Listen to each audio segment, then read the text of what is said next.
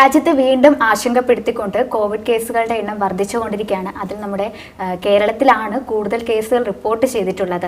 പിന്നീട് രണ്ടാം സ്ഥാനത്തുള്ളത് മഹാരാഷ്ട്രയാണ്. പിന്നീട് ഗുജറാത്ത് തുടങ്ങിയ സംസ്ഥാനങ്ങളിലെല്ലാം തന്നെ ഇത്തരത്തിൽ കോവിഡ് കേസുകൾ റിപ്പോർട്ട് ചെയ്തിട്ടുണ്ട്. പക്ഷേ നമ്മുടെ ആരോഗ്യ വകുപ്പ് പറയുന്നത് ആശങ്കപ്പെടാനായിട്ട് ഒന്നും തന്നെ ഇല്ല, ഒരു ജാഗ്രത പാലിച്ചാൽ മാത്രം മതി എന്നാണ്. കാരണം നമ്മൾ ഓൾറെഡി കോവിഡ് കേസുകൾ അതിജീവിച്ച് വന്നിട്ടുള്ളതാണ്. അതായത് കോവിഡിനെ അതിജീവിച്ച് വളരെ നല്ല രീതിയിൽ പോയിക്കൊണ്ടിരിക്കുന്നതാണ്. അപ്പോൾ അത്രയും ഒരു സീരിയസ്നെസ് നമ്മൾ ഇതിനകത്ത് കൊടുക്കേണ്ട ആവശ്യമില്ല എന്നുള്ള കാര്യത്തിലാണ്. പക്ഷേ നമ്മൾ ശ്രദ്ധിക്കേണ്ടതുമുണ്ട് എന്നുള്ളൊരു എന്താ പറയുക നിർദ്ദേശമാണ് ആരോഗ്യ വകുപ്പിന്റെ ഭാഗത്തു നിന്നാണെങ്കിലും നമുക്ക് വരുന്നത്. ഇപ്പൊ നമ്മുടെ രാജ്യത്താണെങ്കിലും 3000 കേസുകൾ കടന്നിരിക്കുന്നത്, അതായത് 3758 കോവിഡ് കേസുകളാണ് നമ്മുടെ രാജ്യത്ത് റിപ്പോർട്ട് ചെയ്തിരിക്കുന്നത്. അതിൽ ഡൽഹി, ഗുജറാത്ത്, കർണാടക, തമിഴ്നാട്, ഉത്തർപ്രദേശ്, ബംഗാൾ തുടങ്ങിയ സംസ്ഥാനങ്ങളിലെല്ലാം തന്നെ ഇത്തരത്തിൽ കോവിഡ് കേസുകൾ റിപ്പോർട്ട് ചെയ്തിട്ടുണ്ട്. അതിന്റെ കണക്കും കാര്യങ്ങളെല്ലാം തന്നെ പറയുന്നുണ്ട്. അപ്പോൾ നമ്മുടെ കേരളത്തിൽ 1400 കേസുകളാണ് റിപ്പോർട്ട് ചെയ്തിരിക്കുന്നത്. അപ്പോൾ ഇന്നലെ ആണെങ്കിലും അതിന്റെ ഒരു ഗണ്യമായ കുറവ് ഒന്നും തന്നെ റിപ്പോർട്ട് ചെയ്തിട്ടുണ്ടായില്ല. ഇന്നാണെങ്കിലും ഇപ്പോൾ 1400 ആയിട്ടുണ്ട്. ഏറ്റവും കൂടുതൽ നമ്മുടെ കേരളത്തിലാണ് റിപ്പോർട്ട് ചെയ്തിരിക്കുന്നത് എന്നുള്ളൊരു കാര്യമുണ്ട്. അത് നമ്മൾ ശരിക്കും പറഞ്ഞാൽ നമ്മൾ ആശങ്കപ്പെടേണ്ട ഒരു കാര്യം കൂടിയാണ്. പക്ഷെ ആരോഗ്യ വകുപ്പ് പറഞ്ഞിട്ടുണ്ട് അല്ല, നമ്മൾ അത്രമാത്രം ആശങ്കപ്പെടേണ്ട കാര്യമില്ല.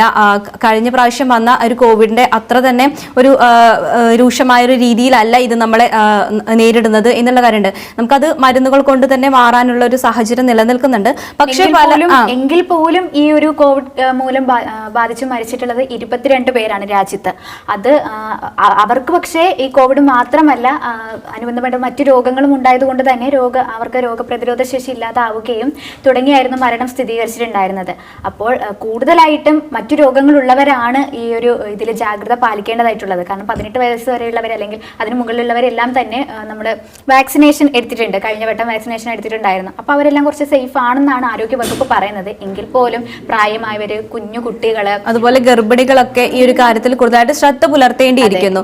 അതേപോലെ നമ്മൾ എപ്പോഴും പറയുന്ന പോലെ തന്നെയാണ് മാസ്കുകൾ ധരിച്ച് പുറത്തൊക്കെ പോവുക. ഇപ്പോഴാണെങ്കിലും നമ്മൾ പകർച്ചവ്യാധികളും അത്തരത്തിലുള്ള ഒരുപാട് അസുഖങ്ങളൊക്കെ പകരേണ്ട ഒരു സമയം കൂടിയാണ്. കാരണം കാലവർഷം എത്തിക്കഴിഞ്ഞിട്ടുണ്ട്. അപ്പോൾ അതുമായി ബന്ധപ്പെട്ട് ഒരുപാട് അസുഖങ്ങളൊക്കെ നമുക്ക് പിടിപെടാനുള്ള ചാൻസ് ഉണ്ട്. അപ്പോൾ പ്രത്യേകം നമ്മളിപ്പോൾ ഹോസ്പിറ്റലുകളാണെങ്കിലും ഒക്കെ സന്ദർശിക്കുമ്പോൾ തന്നെ മാസ്ക് ഉപയോഗിക്കാൻ എല്ലാവരും പ്രത്യേകം ശ്രദ്ധിക്കുക. ദക്ഷിണേന്ത്യൻ രാജ്യങ്ങളിൽ റിപ്പോർട്ട് ചെയ്തിട്ടുള്ള ഒമിക്രോൺ JN വകഭേദമായ LF7 ആണ് നമ്മുടെ കേരളത്തിലും ഇപ്പോൾ റിപ്പോർട്ട് ചെയ്തിട്ടുള്ളത്. അത് മുന്നത്തേനും കാട്ടിയും ഒരു ഡിഫറെൻ്റ് ആയിട്ടുള്ള അതിൻ്റെ ഒരു ഉപവകഭേദമായതുകൊണ്ട് തന്നെ അധികം രോഗവ്യാപന ശേഷി അല്ലെങ്കിൽ അധികം നമ്മൾ ടെൻഷൻ ആവേണ്ട ഒരു തരത്തിലുള്ള രോഗമല്ല. ഇതിൻ്റെ അകത്ത് കൂടുതലായിട്ട് വേണ്ടത് ഇപ്പോൾ പറഞ്ഞതുപോലെയുള്ള കുറച്ച് മുൻകരുതലുകളും ആണ് സ്വീകരിക്കേണ്ടതായിട്ടുള്ളത്.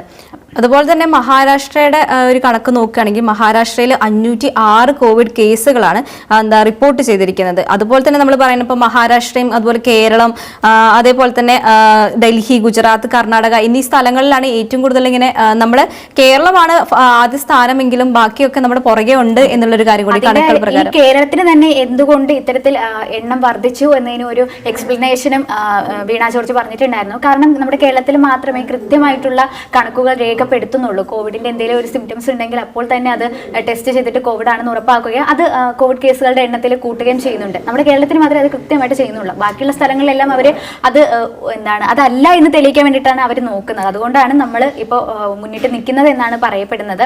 അതുപോലെ തന്നെ നമ്മൾ ആശുപത്രികളിലാണെങ്കിലൊക്കെ എല്ലാ കാര്യത്തിലും സജ്ജീകരണങ്ങളൊക്കെ കർശനമായിട്ട് എന്താ പറയുക പറഞ്ഞിട്ടുണ്ട്. എല്ലാ ഹോസ്പിറ്റലുകൾ ബെഡുകളുടെ ഒരു ഇതാണെങ്കിലും അപാകതയാണെങ്കിലും ഒക്കെ നികത്താനുള്ള ഒരു സാഹചര്യം പറഞ്ഞിട്ടുണ്ട്. ഇതിനിടയ്ക്കാണ് നമ്മൾ പലതരത്തിലുള്ള കാര്യങ്ങൾ, കാരണം ഹോസ്പിറ്റലുകളാണെങ്കിൽ തന്നെ ഒരുപാട് ഈ വാർഡുകളിലൊക്കെ കൂടുതലായിട്ട് കിടക്കുമ്പോഴാണ് ഈ പകരാനുള്ള ചാൻസുകളൊക്കെ കൂടുതൽ. അപ്പോൾ അതൊക്കെ നിലനിൽക്കുന്ന ഒരു കർശനമായ നിർദ്ദേശങ്ങളൊക്കെ ഹോസ്പിറ്റലുകൾക്കും കൊടുത്തിട്ടുണ്ട് എന്നുള്ള കാര്യം കൂടിയാണ്. അപ്പോൾ എല്ലാവരും ഹോസ്പിറ്റലിലൊക്കെ പോകുമ്പോൾ തന്നെ മാസ്ക് നിർബന്ധമായിട്ട്, കുട്ടികളിലൊക്കെ പ്രത്യേകിച്ച് നമ്മൾ കുട്ടികളൊന്നും അധികം മാസ്ക് ഉപയോഗിക്കുന്ന രീതിയിലല്ല കുട്ടികളൊക്കെ. അപ്പോൾ അതുപോലെ തന്നെ ഇപ്പോൾ സ്കൂൾ തുറന്നിരിക്കുന്ന ഒരു അവസ്ഥയാണ്. രോഗവ്യാപനം കൂടുതലായിട്ട് സ്പ്രെഡ് ആവാനുള്ള ചാൻസ് ഇപ്പോഴാണ് കൂടുതലായിട്ട് ഉണ്ടാകുന്നത്. അതുകൊണ്ട് തന്നെ ഈ ഒരു സാഹചര്യത്തിൽ മഹാരാഷ്ട്രയിലൊക്കെ സ്കൂൾ തുറന്ന സമയത്ത് അവർ കൂടുതലായിട്ട് മാസ്ക് ഉപയോഗിക്കണമെന്ന് കർശനമാക്കുകയും ചില സ്കൂളുകളിലെല്ലാം കുട്ടികൾ മാസ്ക് ഉപയോഗിച്ചിട്ടായിരുന്നു വന്നിട്ടുണ്ടായിരുന്നത്. അപ്പോൾ ഈ ഒരു സമയത്ത് നമ്മൾ നല്ല രീതിയിൽ ജാഗ്രതരായിട്ടിരുന്നാൽ നമുക്ക് അതൊന്ന് കുറയ്ക്കാനായിട്ട് സാധിക്കും. അതുപോലെ തന്നെ ഈ ഒരു രോഗത്തിന്റെ ലക്ഷണങ്ങൾ എന്ന് പറയുന്നത് മൂക്കൊലിപ്പ്, തലവേദന, ക്ഷീണം, പനി തുടങ്ങിയ കാര്യങ്ങളാണ്. അപ്പോൾ ഇതൊന്നും തന്നെ ചെറിയ വിചാരിക്കുക ഒരു ചെറിയ പനിയല്ലേ വീട്ടിൽ തന്നെ ഇരിക്കുക, അല്ലെങ്കിൽ പുറത്തോട്ട് പോകാം, ഇന്ന് ക്ലാസ് കട്ട് ചെയ്ത് വെറുതെ വീട്ടിലിരിക്കാം, അങ്ങനെയൊക്കെ പറഞ്ഞിട്ട് നമ്മൾ കൂട്ടുകാരുടെ കൂടെ ഇരിക്കാമെന്നോ അങ്ങനെ എന്തെങ്കിലുമൊക്കെ വിചാരിക്കുമ്പോൾ അത് കൂടുതൽ ആളുകളിലേക്ക് സ്പ്രെഡ് ആവാനേ ചാൻസ് ഉള്ളൂ. അപ്പോൾ നമ്മൾ കൂടുതലായിട്ട് അങ്ങനെ ബാക്കിയുള്ള ആൾക്കാരുമായിട്ടുള്ള സമ്പർക്കം കുറച്ചിട്ട് ഒരു 2-3 ദിവസം നോക്കുക. അതും പറ്റിയില്ലെങ്കിൽ പിന്നീട് ഹോസ്പിറ്റലിൽ പോയിട്ട് അത് തന്നെയാണോ എന്ന് ഉറപ്പാക്കേണ്ടതാണ്. അതുപോലെ കർണാടക സർക്കാരാണെങ്കിലും ഇതുമായി ബന്ധപ്പെട്ട ഒരുപാട് മുൻകരുതലുകളൊക്കെ കുട്ടികൾക്കാണെങ്കിലും, അതായത് സ്കൂൾ തുറക്കുന്ന സാഹചര്യത്തിൽ കുട്ടികൾക്ക് പനിയോ ജലദോഷമോ അത്തരത്തിലുള്ള എന്തെങ്കിലും ബുദ്ധിമുട്ടുകൾ ഉണ്ടെങ്കിൽ മുതിർന്നവരോടാണെങ്കിലും അതായത് അധ്യാപകരോടാണെങ്കിലും ഒക്കെ നിർദ്ദേശം കൊടുത്തിട്ടുണ്ട്. അത്തരത്തിൽ എന്തെങ്കിലും ലക്ഷണങ്ങൾ കുട്ടികളിൽ കണ്ടുവരികയാണെങ്കിൽ അവരെ സ്കൂളിലേക്ക് പറഞ്ഞു വിടാതിരിക്കുക. അല്ലെങ്കിൽ സ്കൂളിൽ വെച്ചാണ് കുട്ടികൾക്ക് എങ്ങനെയുള്ള അസുഖങ്ങൾ കണ്ടുവരുന്നെങ്കിൽ അവരെ പെട്ടെന്ന് വീട്ടിലേക്ക് പറഞ്ഞയക്കുക, അതിനുശേഷം ഹോസ്പിറ്റലുകൾ കാണിക്കുക, അങ്ങനെയുള്ള കാര്യങ്ങളൊക്കെ പറഞ്ഞിട്ടുണ്ട്. പിന്നെ മാസ്കുകൾ നിർബന്ധമാക്കാനുള്ള മുൻകരുതലുകൾ എല്ലാം തന്നെ നൽകിയിട്ടുണ്ട്. സ്കൂൾ തുറക്കുന്നതിന് മുമ്പുള്ള ജാഗ്രതാ നിർദ്ദേശമൊക്കെ അവർ പുറപ്പെടുവിച്ചിട്ടുണ്ട്. ശരിക്കും ഇതിൽ ആശങ്കപ്പെടേണ്ടതായിട്ടുള്ള കാര്യമില്ല. ഇതിൽ നമ്മുടെ രോഗവ്യാപന ശേഷി അല്ലെങ്കിൽ ഇത്തരത്തിൽ സ്പ്രെഡ് ആവുന്ന സമയത്ത് നമ്മളിലൊക്കെ എനിക്ക് തോന്നുന്നു നമ്മുടെ ആരോഗ്യ സ്ഥിതി കുറച്ചുകൂടി വഷളാവുന്ന വെച്ചാൽ അത്രയ്ക്കായിട്ട് വഷളാവില്ല, നമുക്ക് മരണമൊന്നും സംഭവിക്കാനായിട്ടുള്ള കാരണമില്ല.